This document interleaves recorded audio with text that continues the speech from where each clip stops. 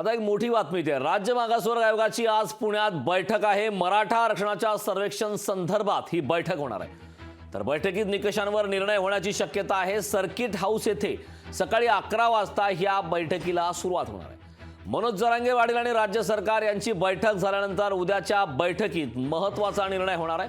आयोगाचे अध्यक्ष सुनील शुक्रे यांच्या अध्यक्षतेखाली ही बैठक होणार आहे।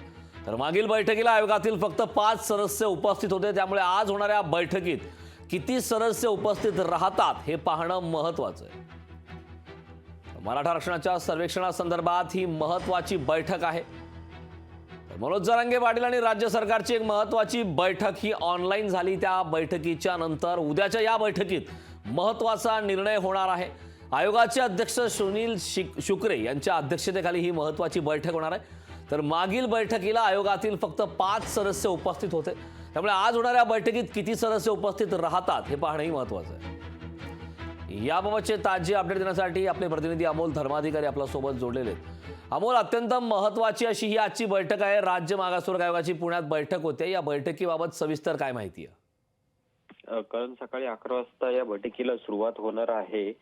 खरं तर 2 दिवसापूर्वी मनोज जरांगे आणि राज्य सरकारची जी बैठक पार पडलेली आहे, यामध्ये घरोघरी जाऊन सर्वेक्षण केलं जाईल असं सुद्धा मुख्यमंत्र्यांनी सांगितलेलं आहे आणि त्या अनुषंगाने सुद्धा या बैठकीमध्ये चर्चा होईल। आणि जे काय मागच्या बैठकीमध्ये निकष निश्चित करण्याचं ठरवलेलं होतं, त्या निकषांवरती सुद्धा आज शिक्कामोर्तब होऊ शकतो, कारण की गेल्या बैठकीला आयोगातले फक्त 5 सदस्य उपस्थित होते आणि त्यामुळे आजच्या बैठकीला किती सदस्य उपस्थित राहतात यावरती सर्व बैठकीचा तपशील हा बाहेर येईल।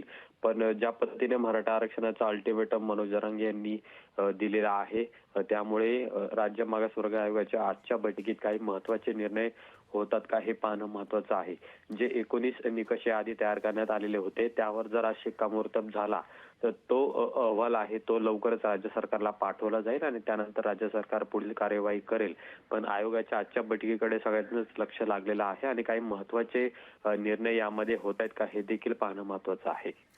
नक्कीच अमोल, या बैठकीत नेमक्या काय घडामोडी घडतात याबाबतचे वेळोवेळी ताजे अपडेट तुझ्याकडनं घेतच राहू। मात्र तुर्तास या महत्त्वपूर्ण अशा माहितीसाठी खूप खूप धन्यवाद। लोकशाही मराठी ऐका, पहा, जागरूक रहा।